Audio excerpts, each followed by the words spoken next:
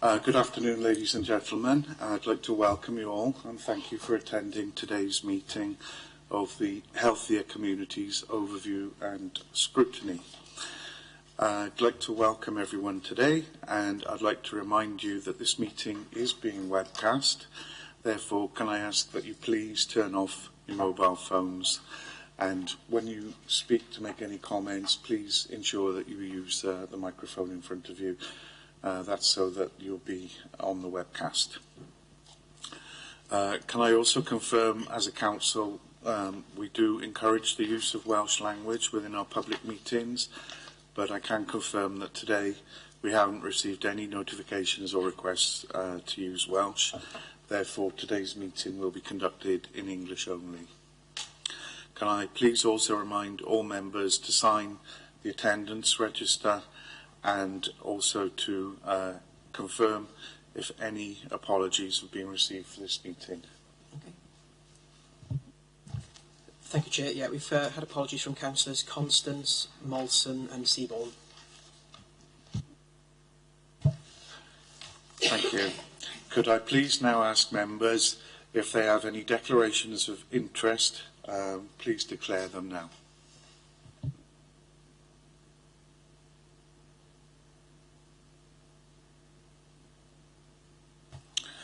Okay, the next item on the agenda is to review the minutes of the meeting held on the 14th of March 2019. And it's just to remind members that these minutes relate to developing a Careers College Consortium. Please could I ask members to scan through the minutes for accuracy and confirm that the minutes are an accurate account of the meeting. I know that the constitution of the committee has probably changed, so we're going to be dependent on previous members of the committee. Yeah, we're fine, yeah. Becky, where's that? Which page am I going to go through now?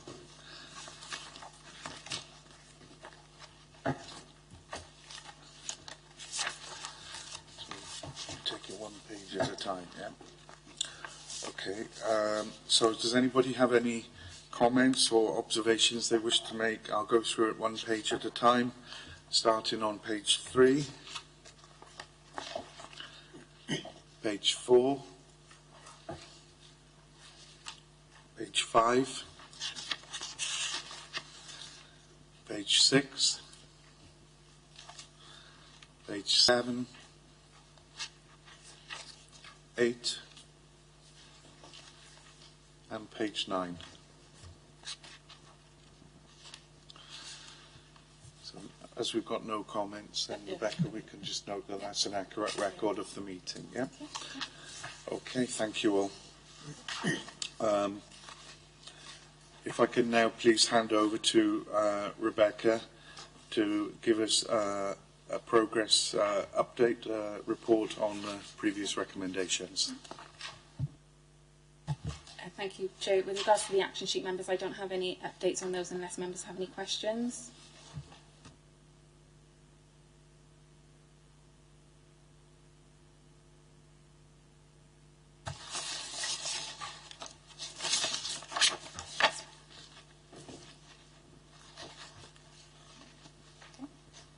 So item number 5, members, is the update on progress of recommendations.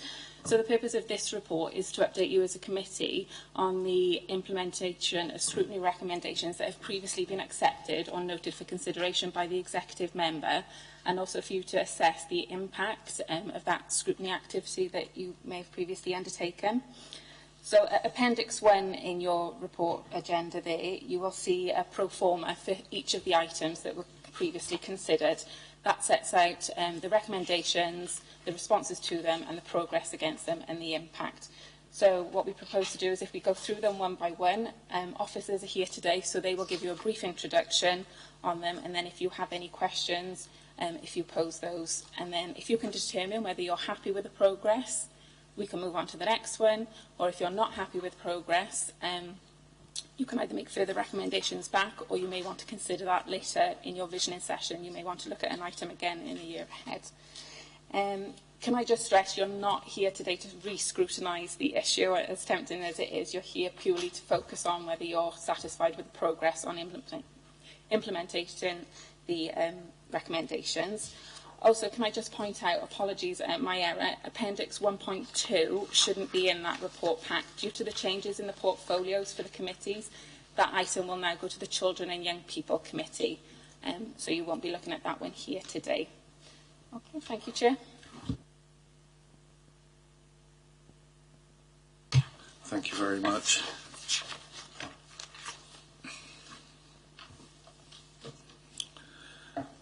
Okay, let's start then, please, with Appendix 1.1. The report title is Adult Services, CSSIW Inspection of Care and Support for People with Learning Disabilities. This is in relation to a meeting that took place originally back in September 17. Can I please ask the lead officer, Jill Prattlett, to come in, Head of Adult Services, to give us a summary, please.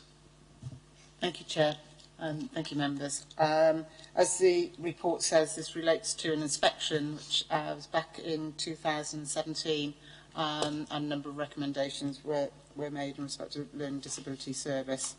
I'm pleased to report that we have certainly progressed with all those recommendations. Would you want me to go through each one by one, Chair, or are you happy for me to do some general comments on the progress? I think just rather than reworking the entire report, just like a brief executive summary, picking up the key highlights. Thank you. Right.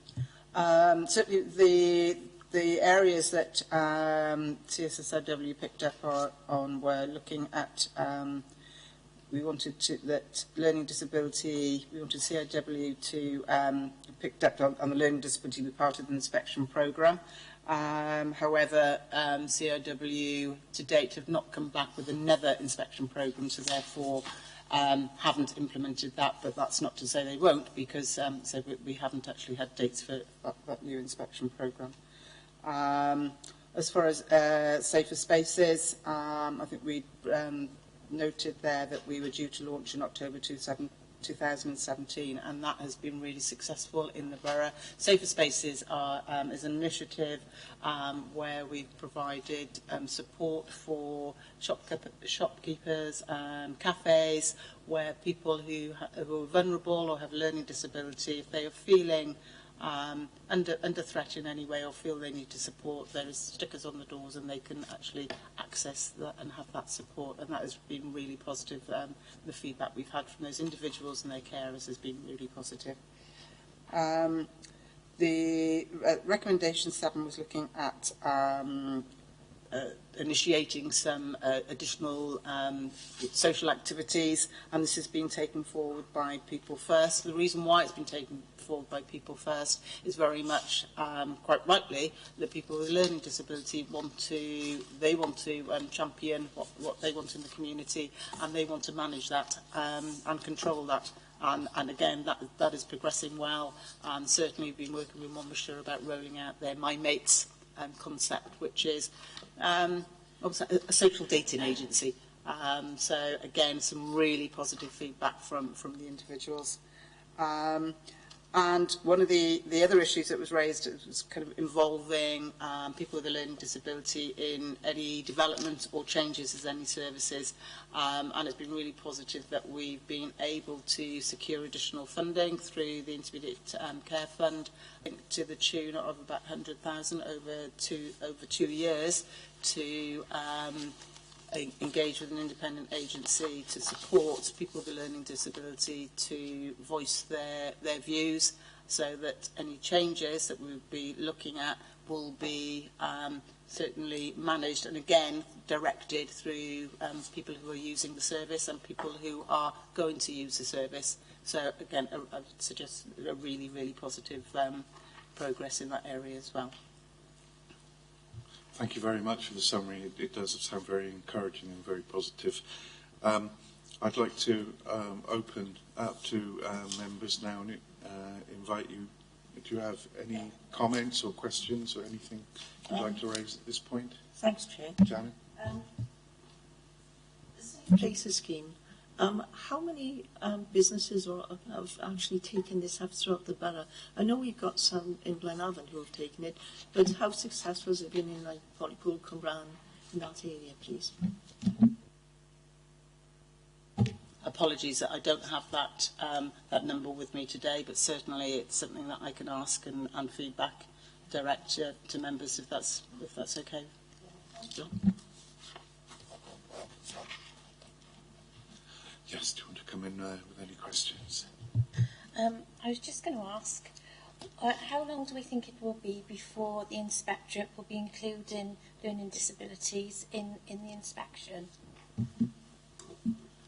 The CIW issue themed inspections once a year. Certainly we know that it's not on their list for this year. So it certainly, I can't tell you when it's going to come up, I'm sorry. All I know that they do issue their themed inspection once a year. And so it will not be in the next 12 months. Is there any way we can push them? Unfortunately, as an inspectorate, they dictate what areas that they follow up, that they have their themed inspections on. However, we meet quarterly with the inspectorate, and they are quite happy to pick up and follow up on any visits, but it wouldn't be an inspection as such. However, it's certainly something that we can put on the agenda for one of our regular quarterly meetings. Thank you. Would it be possible to ask another question? Certainly.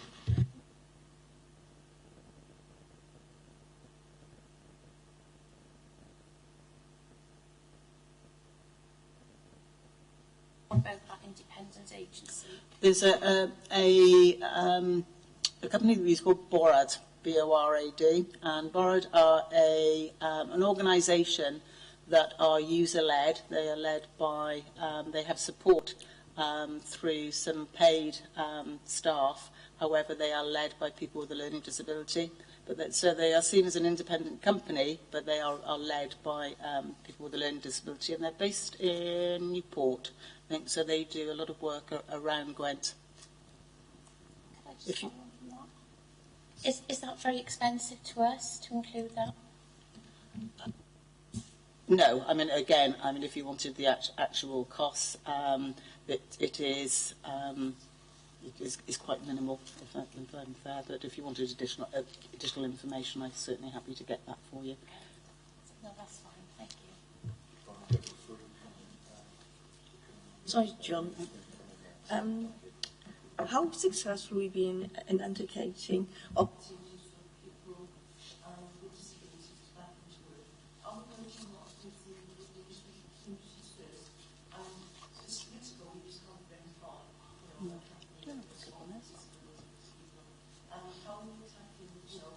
Sorry, how are we, going to approach this, and how, are we really being proactive on this front? It is quite a difficult area, I have to say, to progress. There is Jim Wright, who is the lead in Day Opportunities, certainly has had a number of conversations with organisations and also within certainly public bodies as well, including Torvine, to see if we can identify areas that we can create a post that will give somebody an opportunity. The numbers are very small. So I think the difficulty we have is in all organisations, particularly public bodies at the moment, is the cutbacks. That it's very difficult to find those openings for people with a learning disability. That's not to say that we don't try, but I have to be honest and say the numbers are very small. So we're talking maybe 2 or 3 a year, and I think Keith has also been involved in some conversations. Sorry, John. Yeah. Leading on to the question, as Torvine is one of the major employers in the area, how are we taking on anybody with learning difficulties? We haven't done. We haven't done so in recent years, but I know there has been some exploratory talks, shall I say, around some initiatives within the borough, and could we create some posts that would support people with a learning disability. So it's not certainly not concrete at the moment, but we are starting to have those conversations. Yes. Okay, get Veronica to come in now, please. Actually, I think you've just responded to what I wanted to know, but I was looking particularly at recommendation 6, and with the response you'd spoken about contact being made with other authorities in Dorset and Newham to learn from best practice, and I wondered just how far that had gone and whether it had been fed into the approach that you've made both within the council and outside. Certainly, I know that Jim Wright, as our Day Opportunities Officer, has scoped a number of areas where it's been cited as best practice. And as I say, he's taken that learning to have conversations within the council and to the wider organisations in Torvine.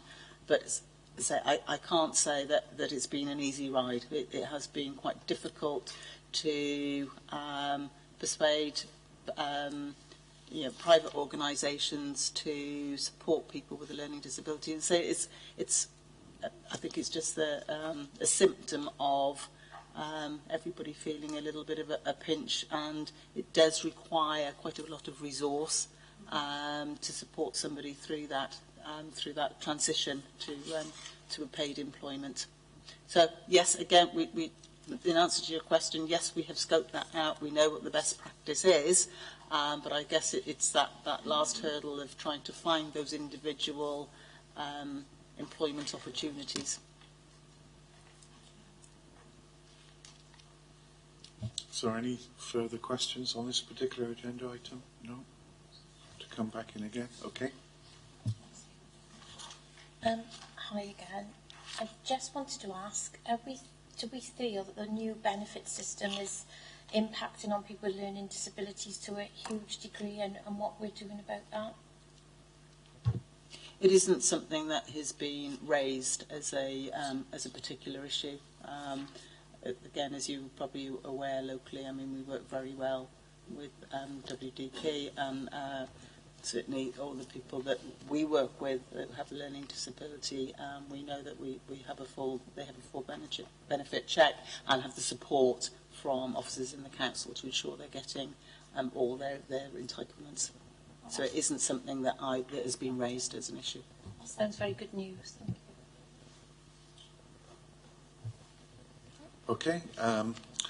As Becky mentioned earlier, Appendix 1.2 has moved to a different portfolio now. Can I just come in? Oh, sorry. Members, can I just confirm then, are you satisfied with the progress made on implementing those recommendations from that? Yeah? No recommendations? No, all I was going to say is that, we bring this back year after year, and there comes a point when we need to say there are other things that we need to be bringing. And my view, and I accept completely it's a member's decision, is that really we've pretty well exhausted these recommendations, and I wonder whether you would consider agreeing that this matter is completed. Obviously, you can call anything in at any time around learning disability, but around this inspection and the recommendations, given the timing, I think it's probably appropriate to say we are where we are with it. And, I think the fact that they haven't come back is probably the fact that they are reasonably satisfied with what we're delivering. So I think it's an opportunity to say we close this one down, because there'll be others that come. Yeah.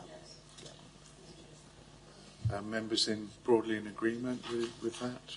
Yeah. Could I suggest that once we know what's happening with the inspectorate, we then sort of flag it with a red flag and look at it again as and when it's deemed appropriate because of that? I agree with Well, the only thing is, Veronica, we know it isn't part of their programme this year. Well, exactly, so, that's why. So if it becomes part of their programme next year, it'll be about a new inspection programme. Yes. So I think, Which is why I'm saying when that comes yeah, up, so it gives if it you comes the in again. it sorry. gives you and us the opportunity to look at other matters. Keith, for that. Okay, so let's move on to the next item. As I said, 1.2 is now off today's agenda because that's been reallocated to a different portfolio. So the next item that we have is on page 31, Appendix 1.3 of the report, and the report title is the Draft Regional Area Plan. And this is the lead officer is Mr. Keith Rutherford, the Chief Officer for Social Services. Keith, can I please invite you to give us an executive summary of the report and mention the highlights, please? Yeah, Thank you. As it says within the report, the area plan's been progressed through the Regional Strategic Partnership over the last year. So we've got a number of key groups: carers, children and families, mental health, learning disability, and all part of the Gwent Adult Strategic, the Gwent Adult Strategic Partnership. There's an annual review of this plan, which is basically, a needs assessment across the area. Have to say that I think that it's been a very good document, and that this strategic partnerships work to it. We're at the moment in the process of refreshing it for next year, and I think that it's given each of those strategic partnerships a steer as to where they need to go. I'm involved in a number of those, and I've got to say I think they're making good progress in many areas. Particularly, I think the Gwent Adult Strategic Partnership's done some good stuff. It's highlighted a number of areas where we do need to make progress. One of them is perhaps in the bundle for later on. But generally speaking, it's been a good news story. I have to say it's a very onerous and time-consuming thing. But once we did the initial piece of work, and the fact that we did it across the Gwent region and through the regional team, that made it more doable. But if it was to be done on individual authority basis, it would be incredibly time-consuming. So I don't know whether there's anything else you want me to say. I mean, citizens are engaged in a number of ways. We have a number of citizens panels around the authorities. I've made it my business to go to a couple of those just to see what's going on. The Carer Strategic Partnership, I think that's proved very successful. Again, highlighting the needs of carers. I think, as we all know, it's on the news regularly, isn't it? An unpaid workforce, and if we didn't have that, then it would be costing all local authorities a fortune, or certainly significantly more. So there's a real incentive to invest in that partnership and to try and give, both for carers for children and adults, the support and services they need.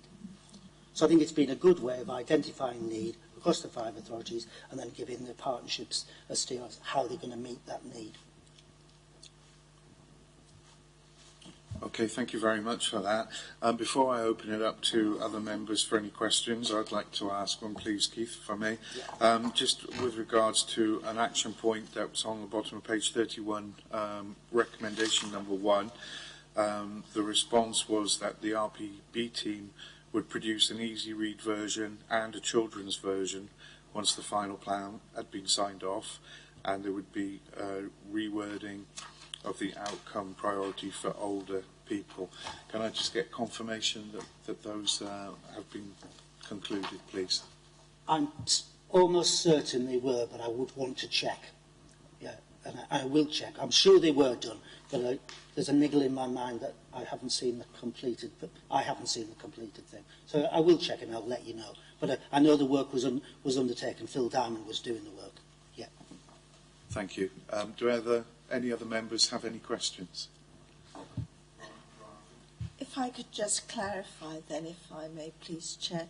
Keith, these dates refer to a sort of interim report, do they, each time, where we've got the heavy type and then a date by the side of it? Those are the dates, of that response. Yeah. Right, because I'm new to this, so just double checking if I may. Well, as I would say in any of these meetings, I'm happy to meet with any member outside of these meetings if I can assist in bringing people up to speed or bring any clarification. So I'd be happy to do that with you, Councillor Crick, if you felt it would help. You know, because it's a complex world, the regional partnership. It certainly seems to be reading this. Thank And you. more and more of our business is done through the regional partnership world. Which makes sense, and I think everyone is benefiting from it. Thank you.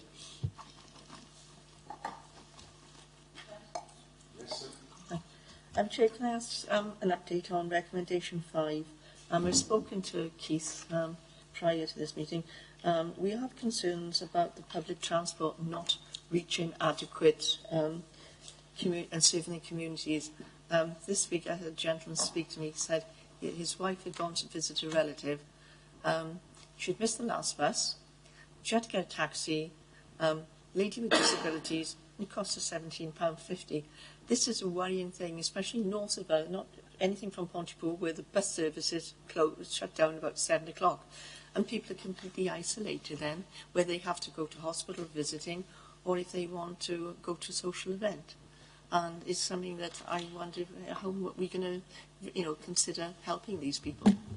I can come in on that one. I think Councillor Jones and I have had a couple of conversations about this, and I am arranging a meeting with the Torvine Community Transport to see what we could possibly scope out by way of perhaps some additional investment through whatever funds we can look at. I don't necessarily mean council funds. There may be some funds through other streams outside of the council within health and ICF and so on, but also having a conversation with the people who do the contract for the taxis, the licensing, about what's happening around some of that, because we know that, for example, in Blenavon, they won't take wheelchairs after a certain time of night.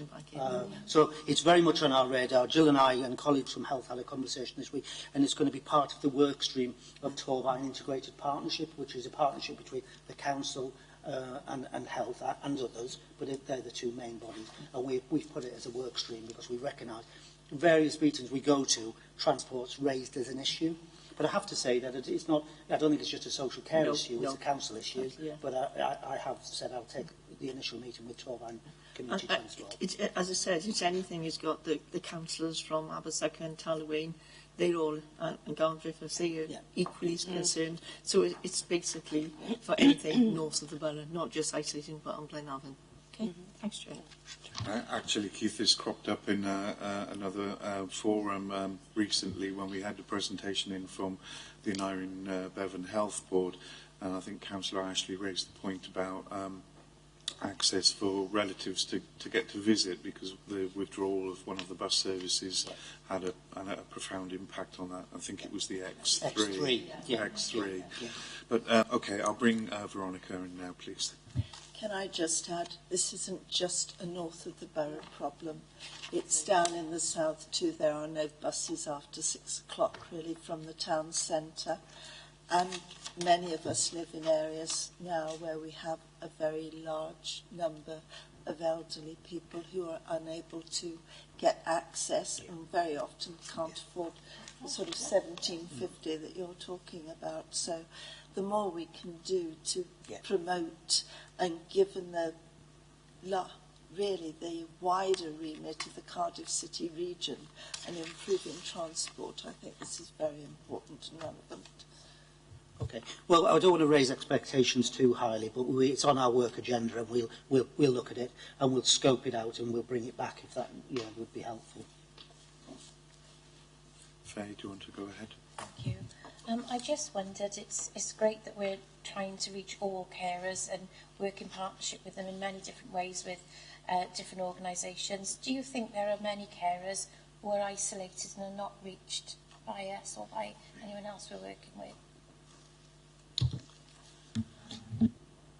That is it's a difficult one because we only know what we know. However, we do try to reach out through GP surgeries and a number of libraries and try and ensure that people know where they can go. It's not necessarily they have to come direct to adult services or also social care. I know that the carer centre is very active. And we certainly encourage people to access that information and advice as much as we can. But so we through websites, media, but I can't put my hand on my heart and say there isn't somebody out there, a carer out there, who doesn't access that support that's available. But certainly we try to publicise it and encourage people to take up the opportunities that we do give. Could I just ask, is there any monies available for things like adverts on radio and things like this to help people who perhaps are not very good with the read word or the written word? So Jones to come in, I think it's likely going off into scrutinising the item slightly. Sorry, if you do have questions, perhaps you may want to bring that up as an item that may come forward as vision in, but sorry. Yeah. Okay.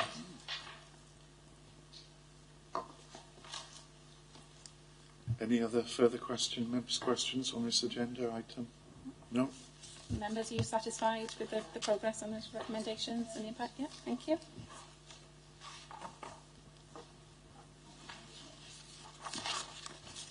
Okay, thank you, members, and thank you, Keith. The next item we've got is Appendix 1.4 on page 35, and it's the report title, Welfare Reform, Supporting the Implementation of Universal Credit. We don't have the lead officer, David Congreve, today, but can I ask Elke to come in and give us an executive summary on this particular report, please? Thank you, Chair. More than happy to step in. Members of the Healthier Community Scrutiny Committee will recall that there's been a number of sessions over the years where welfare reforms and universal credit have been discussed in the past. A lot of the work that we're doing with partners across Torfaen is through the Welfare Reform Project Group, and members of that group have attended this committee in the past. So rather than go through the progress report, I suppose it's reminding scrutiny members that universal credit in particular is one of a number of welfare reforms. It involves 6 work-related benefits and payment to individuals in one monthly sum, as opposed to the traditional method. It includes housing benefit, job seekers allowance, income-based income support, etc., working tax credit, child tax credit. So Torfaen, we recall, was one of the first local authorities in Wales to be piloted as a universal credit rollout for new claimants. That was back in July 2017. The working group had been running for a number of years, and we've been sort of preparing for trying to mitigate some of the negative impacts around that. Significant progress has been made over the years. I suppose what we're facing now into the future is the rollout of the full migration of universal credit, which has been rolled out across the UK. I believe, if I get the timetable right, for Torfaen it's 2020. That might take place. Maybe changes though. So there's still a lot of work to be done around sort of helping those individuals who are affected by universal credit. I wasn't at the last session, but a number of recommendations were made by this group, and some of the responses are mentioned within those recommendations and how progress has been made. So I'm happy to take questions and respond as best I can. Thank you very much. Can I ask if members have any questions to raise on this particular item, please? Faye? On recommendation 3, I'm quite sort of sad to find out that there's been no way forward to look at this with, you know, some university support and really analyse the data. You've put in the back bit that you might be able to pursue this through the national CAB2. As a dyslexic, I'm not sure what CAB stands for. Vice Bureau, of course. Have you made any progress with that? Citizens Advice Bureau have been allocated as the national, look to my notes, the new help to claim service provider from, I believe, April 2019. So I know there are conversations between our local CAB, Citizens Advice Bureau colleagues, and the larger network around how we evaluate those types of pieces of research.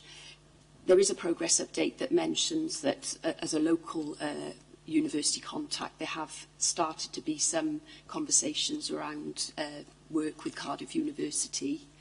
we are mindful, I suppose, that there may be a resource requirement around that. So, but yeah, definitely it is something that we need still to think about and progress as best we can. Okay, thank you.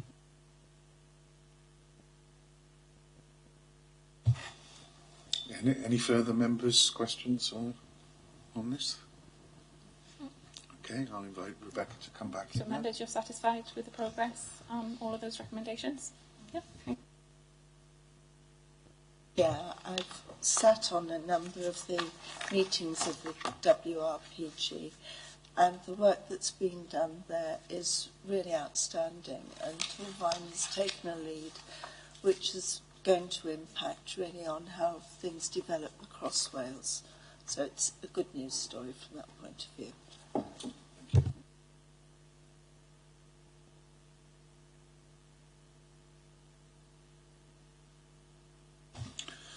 Okay, the next item we have is on page 41 of the report, Appendix 1.5.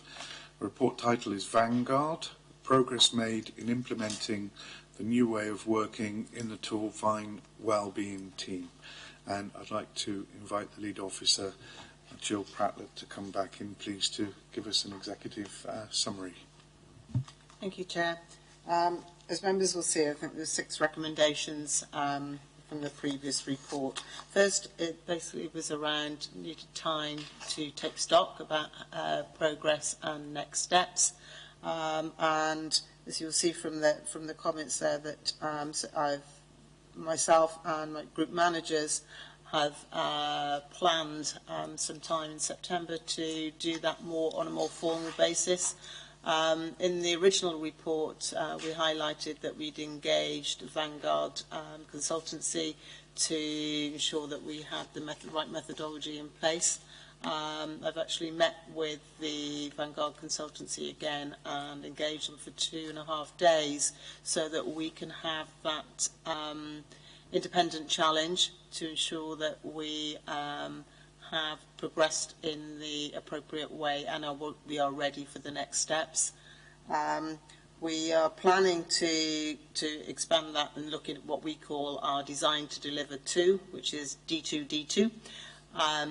And before we do that, to say, I think it was really important that we take that 2.5 days out with our team leads and our assistant team leads to what we call to check where we are within the system and to make sure that we are on the right track to do the next step. So that's absolutely all in place. Second recommendation was to encourage CIW to have the normative experience. Certainly the inspectorate have been involved and have been very engaged, wanting to know the developments within the team. However, it won't be until the inspection, but which starts on the 1st of July. But all the 5 inspectors from CIW who will be on site for 2 weeks in July, they will be having normative experience in all the patch teams. So that would certainly be very interesting and well worthwhile for the inspectors. Recommendation 3 was around our engagement with the sector, particularly around domiciliary care. And I'm pleased to report we've had a very positive workshop with the domiciliary providers, and we have additional dates planned in. I think I'd previously raised with members that we are aware of the work in Gwynedd as kind of leading the way, certainly around their work with domiciliary care, and there's a 2.5-day site visit planned by my group managers late in July to ensure that we've got the learning from Gwynedd so that we can build into the workshops locally. Recommendation 4 was looking at if we could mainstream some of the posts currently funded through ICF. And as my comments highlight, quite rightly, what we have to look across social care and housing, that we do have a bottom line that we have to be fully aware of, and due to pressures in other areas of the service, particularly around children's services, We have been unable to establish some of that post because, quite rightly, we need to look across the whole, all of the divisions. Recommendation 5, I think that the members thought that we may identify a need for CPNs, which is community psychiatric nurses, within the teams. We will review that formally in our workshops in September. However, I would say that there isn't anything indicating at the moment that it's a gap within our current service model. And finally, I think when I brought the original report, the West Cumbrian team had just moved into accommodation in the Bronavon offices. And again, it's really, I can report some very positive outcomes of certainly professionals working together and sharing that knowledge and building up the relationships. Very, very positive. Thank you, Chair. Happy to take questions. Yes, thank you very much, Jill. Before I open it up to other members, I'd like to ask one, please. And as a newly elected chair to this, there's obviously this particular area. There's an awful lot of jargon and acronyms associated with this particular area. So, with regards to recommendation 1, for my benefit and for the benefit of any members of the public who might be looking in on this, could you explain, please, what is meant exactly by what was the terminology? A normative. Normative experience. Normative experience. Okay. Yes, thank you. Apologies, Chair.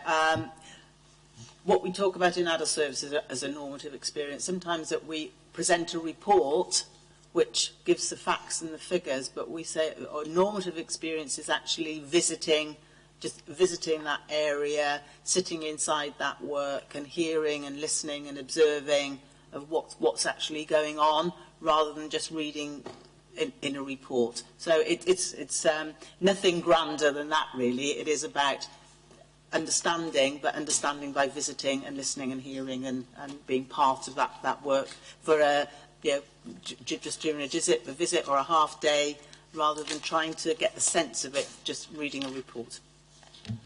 Okay, thank you very much. Do any other members have any questions? Just to thank you, Jill, for the presentation. The wellbeing team throughout Torfaen has made a vast difference to people's lives, and I hope that it continues to do so, because I've had so many people bring so many compliments about the work that your team are doing, and I'm pleased to pass this on to anyone I meet. Thank you very much for that. I will pass that on to the teams. Any other members? Any comments or questions? No? Members, you're all satisfied with the progress on this recommendation? Again, are we going to ask the question, are members satisfied that this piece of work is concluded, or do you wish to bring it back again for a further update next year? As you've got the inspection in July 2019, I think it would be helpful to have a review.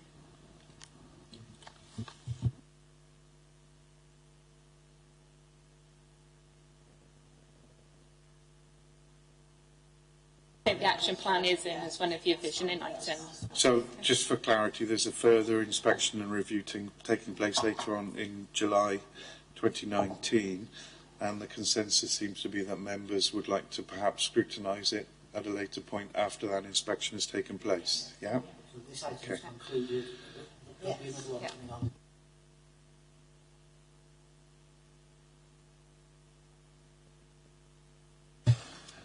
Okay, the next item we've got, members, is on page 45 of the reports, Appendix 1.6, and the report title for this one is the Welsh Audit Office National Review of Adaptation Services.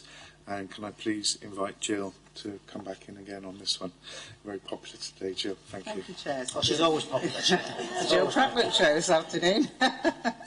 As members will see, a number of recommendations made. If you bear with me, because I've now lost where I am.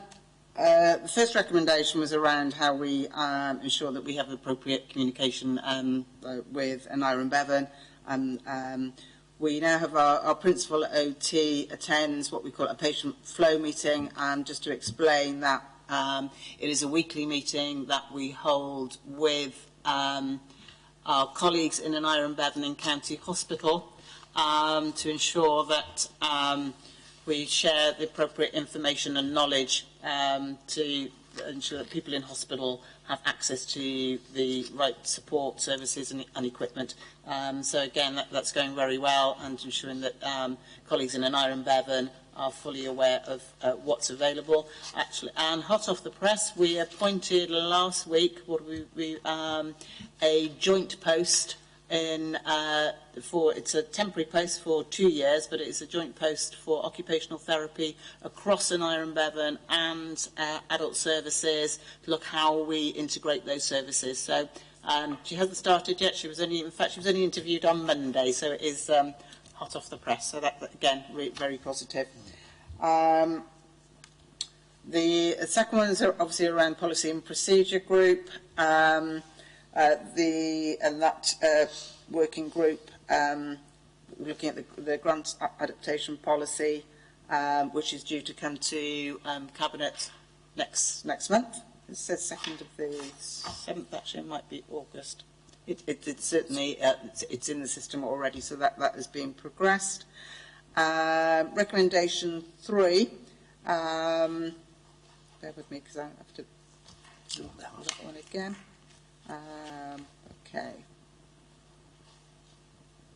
Okay, thank you. Sorry, member. That we're now looking at doing that follow-up within 2 weeks of the completion of the adaptation, and a customer survey is completed as well. I think members were concerned around the intervention of the occupational therapy and maybe a suggestion of an adaptation, and we weren't really tracking what impact that has made. So certainly we've put that in place now to ensure that we've got some feedback there. Recommendation 4. Again, members were concerned that we had the appropriate checks in place, and again, just to confirm that we have very robust checks in place. The DBS again is at the Disclosure and barring. Thank you. Disclosure and barring the checks that all contractors have before that we agree to them joining our list of contractors. So just to give members reassurance that that is in place. We have gone back as your request to ensure that that is all operational, and that is fine. There's no further comment on that actually. And recommendation 5. Again, we've just to give members reassurance that the OT is now involved in the home seeker process. So again, so that where there is appropriate, that where adaptations can be made, then people can, if they wish to, remain in their own home. And again, I think that's working well. Thank you. I'm happy to take questions. Okay. I just wondered, looking at recommendation 3, do Bronavon have their own OTs? Are they working with us? They do have their own OTs, but they work very, very well with us. What happens is that we as adult services take all those referrals, so we have one point of contact, so nobody gets lost in the system, and where they are a Bronavon tenant, they are allocated through our system. Verity, the lead occupational therapist in Bronavon, has access to WCCIS, so is able to access the information, and she meets regularly with our principal OT to making sure that that communication is joined up, and it works well. Any other members? Any questions? So again, members, you're satisfied with the progress and happy to move on from that item going forward? Yeah. Thank you. Sorry. Oh.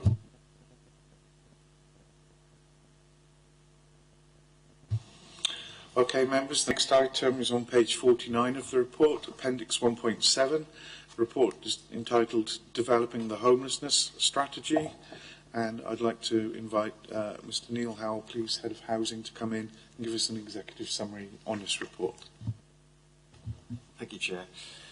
As the report identifies, that the latest Housing Act that was passed by Welsh Government made it a requirement, statutory duty on local authorities to develop a homelessness strategy by 31st of January last year. In parallel with that, but separate, the Wales Audit Office had undertaken a review of demand, specifically focusing on homelessness across Wales. What we did was to combine the pieces of legislation which required us to develop a homelessness strategy, but use the Wales Audit Office report and recommendations therein to assist us to develop the strategy. So we had some guidance in terms of what the strategy needed to look like, but we used the Wales Audit Office report as a checklist to ensure that we complied with both pieces of requirements against the council. So I'll just sort of identify because I know that housing is the first, I suppose, is previously reported to the Safer Community Scrutiny Committee. Obviously, it's the first time that it's come to this scrutiny committee. So I'll just highlight the initial recommendations, because they quite often get lost in terms of the paperwork, etc. So the initial recommendations that came out of the initial scrutiny committee was to ensure that there was an appropriate funding in place to deliver the statutory responsibility of homelessness services. That service users were engaged in the development of the homelessness strategy itself. That we review methods of communication in terms of publicising and promoting the homelessness strategy. That we brought back a draft of the homelessness strategy to scrutiny committee for scrutinisation prior to its implementation, which was undertaken. That the new homelessness strategy did comply with the council's collaboration agreement, which I can again confirm that we did cross-reference against the collaboration agreement. That we review best practice across Wales, and that's a piece of work that's ongoing to ensure that we do learn lessons from elsewhere and we identify improvements in services from other local authorities, and we try to introduce those locally. And then that we improve our links with the RSLs, which again was a specific requirement of the new Housing Act in terms of discharging, well, actually preventing homelessness in the first place and then discharging responsibilities for homelessness. Happy to leave it there, and obviously members will have reviewed the updates against progress, and happy to answer questions. Thank you very much for the report. Do members have any questions? Okay. Thank you. On 3, it says you've accepted that you will undertake a methods of communication linked to the development of the homeless strategy. How is it developing?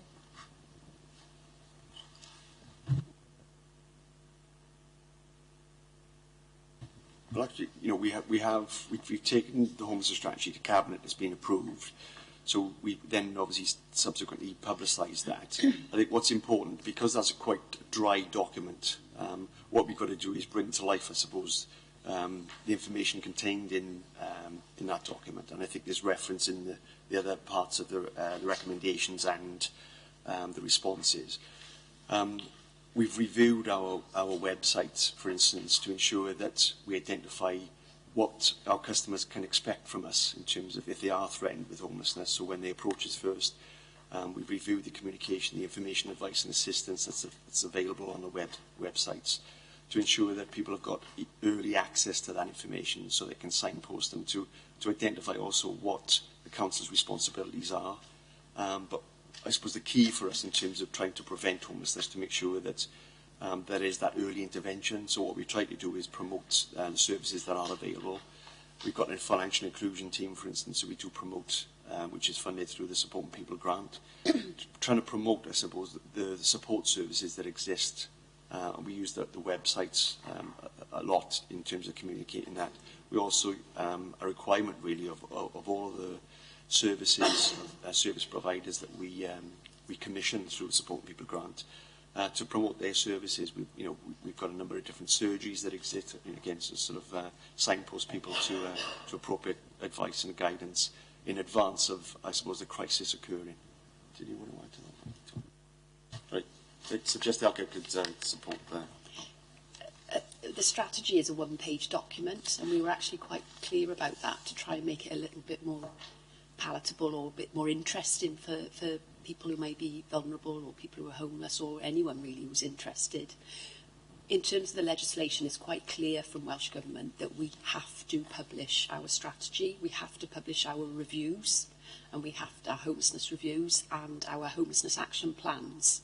And we need to repeat that process every 4 years.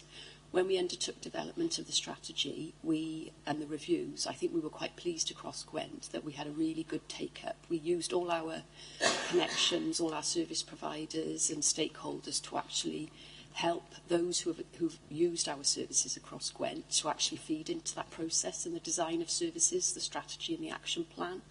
So there were over 220 service users who had been through our homelessness services that fed back.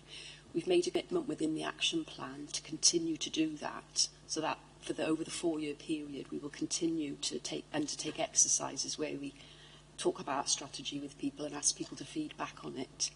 Operationally, as part of the action plan and part of the work we're doing in Torfaen anyway, was making sure that our services are more visible, and it's not just the services of the council, but it's all the other partners that we work with, such as registered social landlords, such as third sector providers, so that we've got a much better interaction and signposting to the appropriate services. So, for example, we undertake drop-in surgeries where people can get a response straight away rather than having to wait on a waiting list or ring a homelessness officer. So we've, on twofold, trying to promote the strategy and the work we're doing, but actually make sure on the ground that the people who need our services can access them, and they're also part of that service design as well and that feedback. Thank you. Thank you very much for that. As this is new to this committee, I think my thoughts are it would be useful for us to have this as an item for consideration for scrutiny, but because it's a new policy, I don't know what other members' views are, but I think personally perhaps we should wait towards the end of the year to perhaps see how the policy is actually translating to working in practice. I don't know. Becky, do you want to come in on that? It is one of the items in your pack for visioning that you may want to consider in that session, the 1920 operational plan, so you can consider that in your visioning session later. Yeah. Right. Just, do you want to go ahead and then I'll come in with one after. Under recommendation 1, you're offering incentives to private landlords. How well has this been taken up, please? It's fair to say we've struggled really to encourage private landlords to engage with us. We do have a number of landlords that do work with us, and we have about 60 properties that we utilise across the borough as temporary accommodation. We have an adequate supply of temporary accommodation as it stands at the moment, but we would really like to, I suppose, further engagement with our private rented sector and the private landlords in terms of exploring opportunities to discharge our responsibilities into the private rented sector. I think we do get a lot of kickback and comments from private rented sector because of concerns around universal credit, people on low incomes, quite a few people who do approach us have probably got debt and arrears that have been accrued from elsewhere because of the financial difficulties they experience. So there's a combination of things really that do impact on private landlords working with us. That doesn't mean to say that we've given up. We continue to have a very active landlord hub between ourselves and Monmouthshire Council, where we attract probably 80 landlords at any time. We probably meet twice yearly and encourage private landlords to attend. Hot off the press, in the next couple of months, the Welsh Government are going to be launching a pilot arrangement to try to attract up to 200 landlords across Wales. I don't know where and how they're going to target that piece, but they've put a package together to try and incentivise private landlords to work with local authorities in terms of, as I say, working with them to discharge responsibilities to homeless people, because we've got I suppose, a limited private rented sector within Torfaen.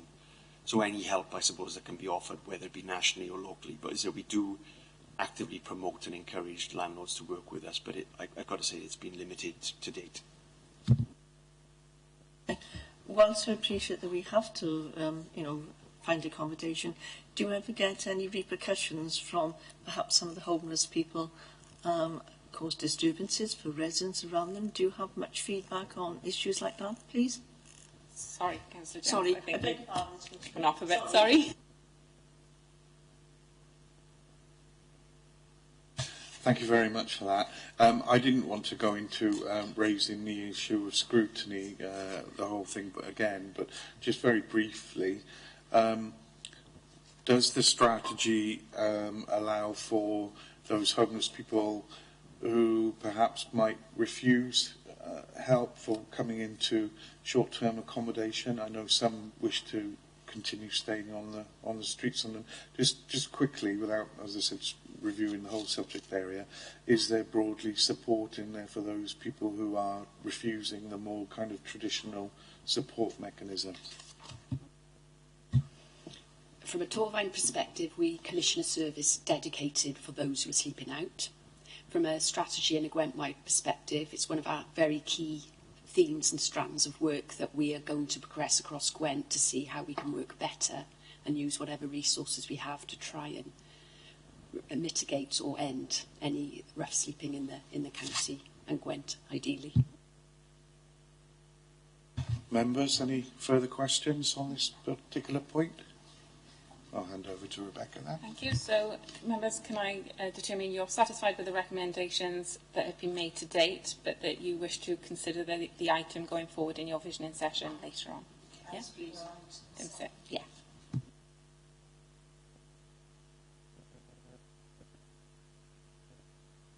Okay, thank you, members.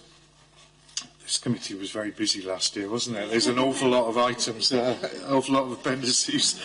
Okay, the next one, members, page 55 of the report, Appendix 1.8. The report is entitled Supporting Vulnerable People. This is the Home First model. And please can I invite Jill to come back in again to give us an executive summary. Thank you, Jill. Members might remember I brought this report in November 2018, where the service had only, I think we were probably in the third week of its operation, so it really was very, very new. You'll remember, obviously, it's the service to discharge people from the short stay areas of the Royal Gwent and Neville Hall. There are a number of recommendations.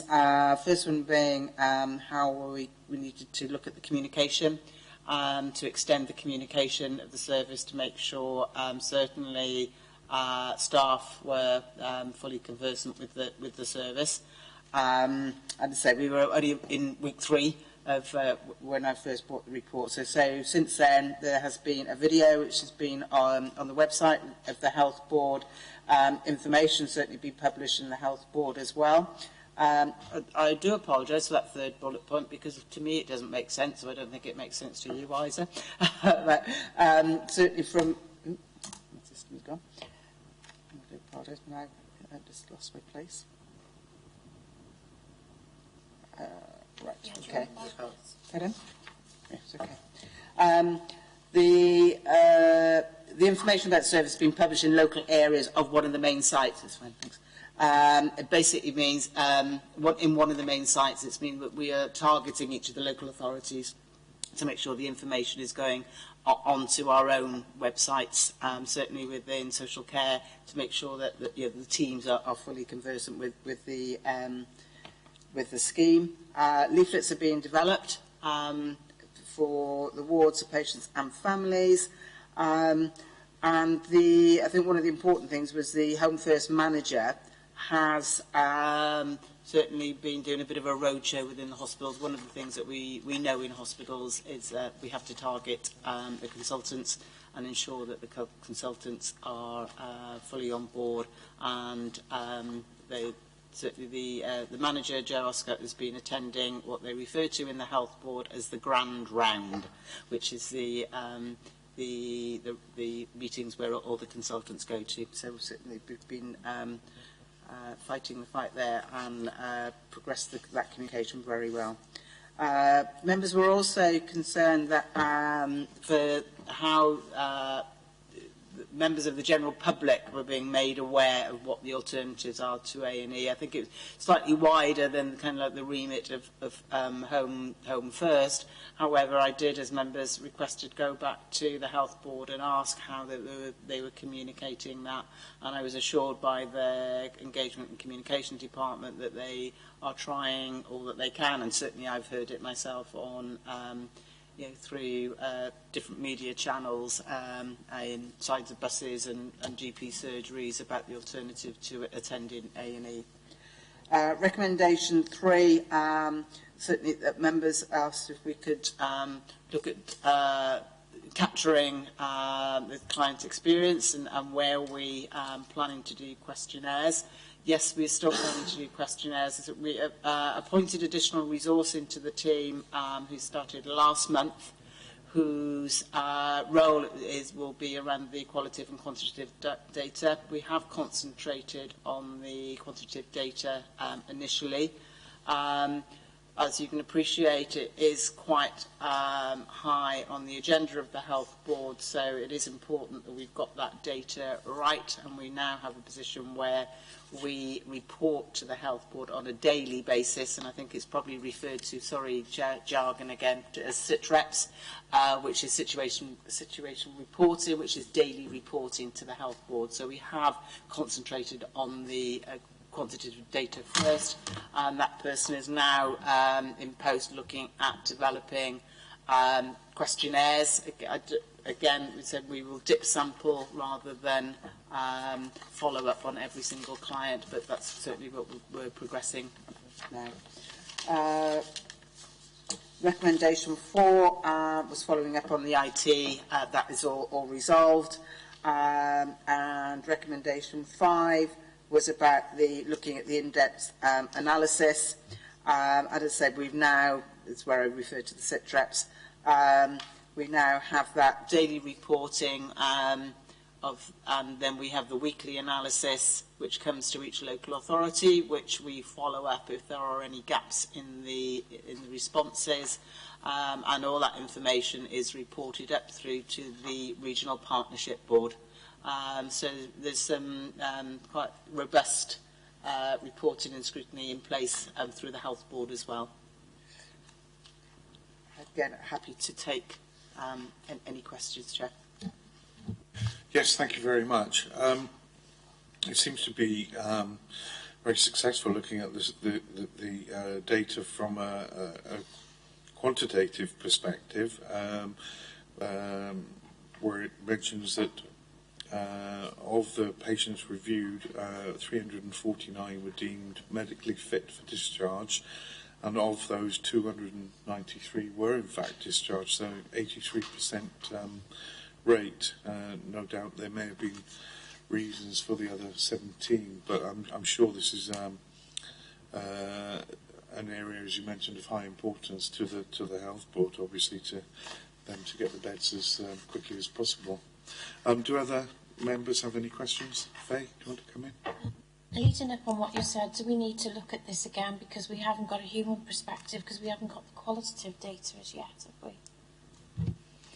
No, we haven't, as I said, and now we are only just developing that questionnaire now. So we need it. It is something, though, that I know it's, as far as the inspection, the inspection coming up is part of their plan to follow up on Home First, so it may well be picked up in the any inspection feedback as well.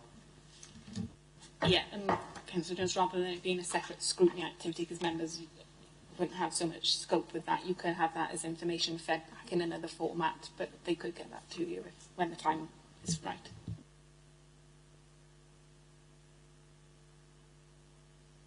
So, members, are you happy with those recommendations and happy to leave that subject to an update on that information when it becomes available? If we can all have a copy of that so we can... just to be clear, that it is not available at the moment. Chair, can we just commend the staff on the big improvement, because it just will have made such a difference to so many people's lives. Thank you. Yes, certainly we can note that. Certainly the first lot of reported information, given that this was only piloted back in November last year, it does seem to be having a significant impact already in driving things forward. So, yes, we can certainly note that.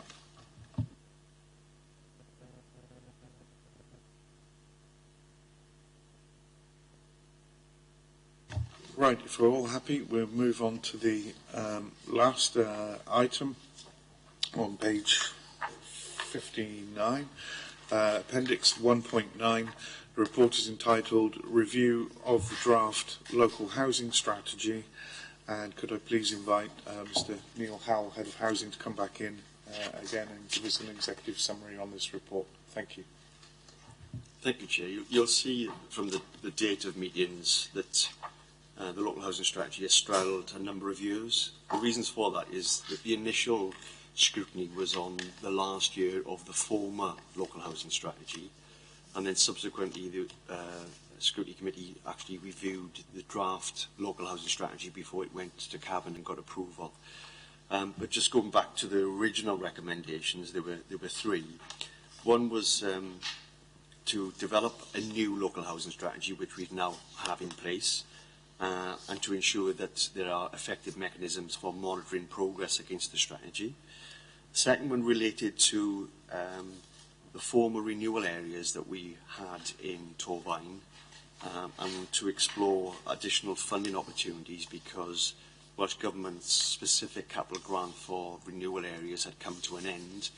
The Council were able to support funding for the renewal areas for a period of 12 months, but because of budget pressures and obviously the pressures on capital programme, no additional funding was made available for the new renewal areas, so effectively they've now come to an end. So that recommendation basically is drawn to a conclusion. And the last recommendation was to improve member and community engagement in any new developments. Obviously we work in partnership with our RSLs to develop new affordable homes, and there was some concern and criticism previously around not only the level, but I think the timeliness of both member and community engagement prior to suggested proposals for developing parcels of land in various wards across the borough. And obviously the report identifies progress against those recommendations. Happy to answer any questions, Chair. Do members have any questions on this particular item? Obviously, it's quite difficult, members, because the last meeting was only on the 10th of April, so some of those haven't been as progressed as yet. And I will just point out that, again, this is another item that's been put forward in your vision impact for consideration later on.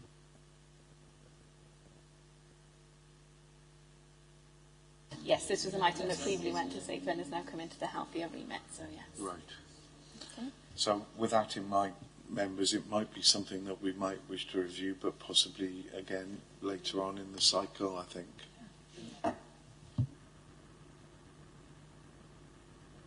Okay, thanks. Yeah, thank you.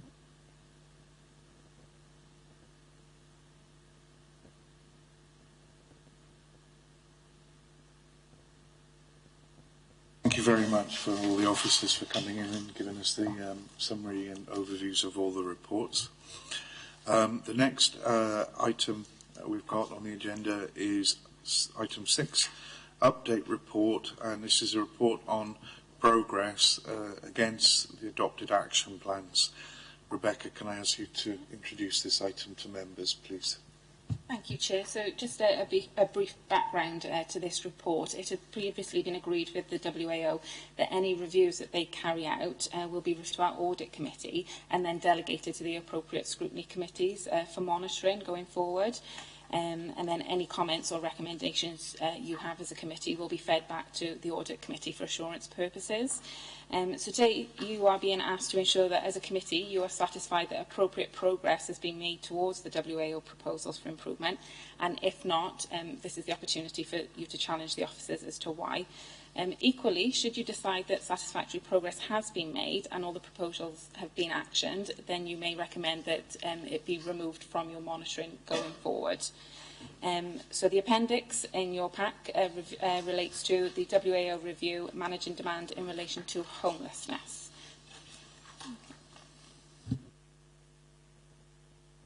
Yes, thank you, Rebecca.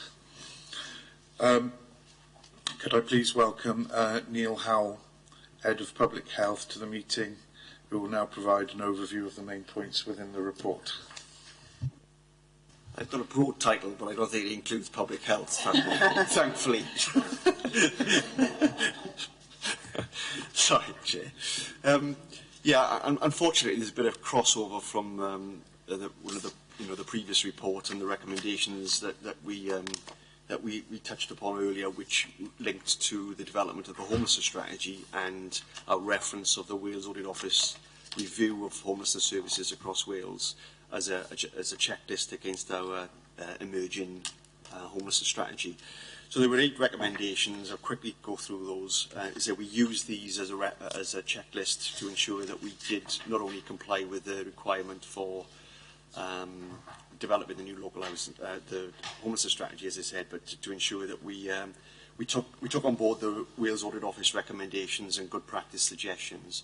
So they were to ensure staff have necessary skills and training to comply with the new Housing Act, specifically in relation to homelessness prevention, and to review services across the board to make sure that they were fit for purpose, to ensure there was appropriate funding available to deliver statutory responsibility services to prevent and respond to homelessness, to review the first point of contact for service users to ensure early intervention agenda was embraced, that we publish service standards to ensure that customers know what to expect, which I made reference to earlier on, review the Council's websites, ensure that the timely advice and assistance is available in advance of any crisis situation, identify expectations of our partners in terms of preventing and responding to homelessness. I think in particular, I suppose that would be in relation to RSLs and those partners and stakeholders that we commission through the Support People grant. And finally, use of the Wales Audit Office report as a checklist, which I say I've confirmed that we did use, to undertake a self-assessment of our current position and to identify the areas for improvement. And this is a classic example, I suppose, the report that you've got here today to sort of evidence that we did take that into account, and we've used that checklist and recommendations to benchmark our services against. Thank you, Chair. Thank you very much, Neil, and I apologise for the earlier promotion. I feel like the little girl who was on Tiswas on the Saturday morning when she read it out to the screen, the auto cue, and then everyone laughs. They come back at her, but she says, "But it says Grand Prix here." I'm in the same boat. It doesn't say Grand Prix, but it says Head of Public Health. So I do apologise. Okay, thank you very much again. And can I ask members if they have any comments, observations or questions? The report is actually quite detailed in terms of the feedback on each of the points that Neil mentioned. It's quite comprehensive from page 67 through to page 73.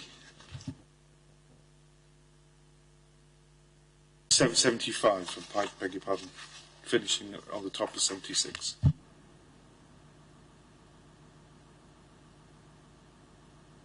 Can I just, while members perhaps have a quick look at it, I just want to make a couple of observations. We developed the homelessness strategy on a regional basis in Gwent with the agreement of Welsh Government. A similar approach was adopted in North Wales, but we have had some really positive feedback from the development of the homelessness strategy. And I would want to commend Elka at this stage as well, because she took a lead on behalf of the Gwent region to ensure that all local authorities had in place the requirement, to deliver the legislation. And I say we have had some really positive feedback. from a number of different areas, I suppose, in terms of the conciseness of the strategy, because they can be quite sort of wieldy, complicated documents, but also the fact that we've got a very detailed action plan now to keep us on the straight and narrow going forward, and that we have mechanisms in place to ensure that we do comply with the requirements of the Act and the action plan that's emerged, both locally and on a regional basis. Thank you. Yes, we'll note that. So, members, can I ask then, are you satisfied with all the actions taken, and are you happy to remove it completely from your monitoring? Would you rather, are you happy with some of the actions and to remove just some of them, or would you like to keep it all on your monitoring going forward for the year ahead? Personally, I'd like to think that we keep it monitored throughout this year, please.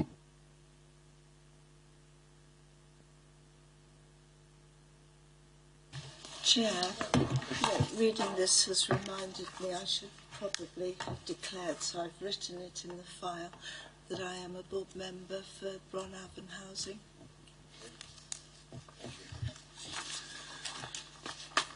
Right.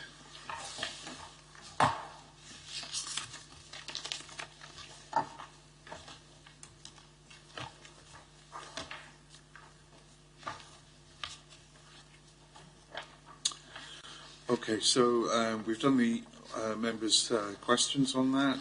The committee were asked to review and progress against the adopted action plans, identify and outline any concerns regarding progress, and to make recommendations for consideration by the Audit Committee through an annual report. So the consensus for members was to keep that on the agenda for a further review. I feel that we should commend the officers for the progress that has been made to date. And okay, so the next item we've got is to set the date for the next meeting. I'd like to remind members, though, however, we do have a visioning session following on straight away from this meeting to determine the programme of works that we're going to pursue over the course of the next year. That particular session will not be webcast to members of the public. It will, however, be recorded, but just for internal monitoring and reporting purposes. So I'd like to thank all members for attending today, and all officers as well. And at this point, I'd like to formally close the meeting to the press and the public. Thank you to all once again.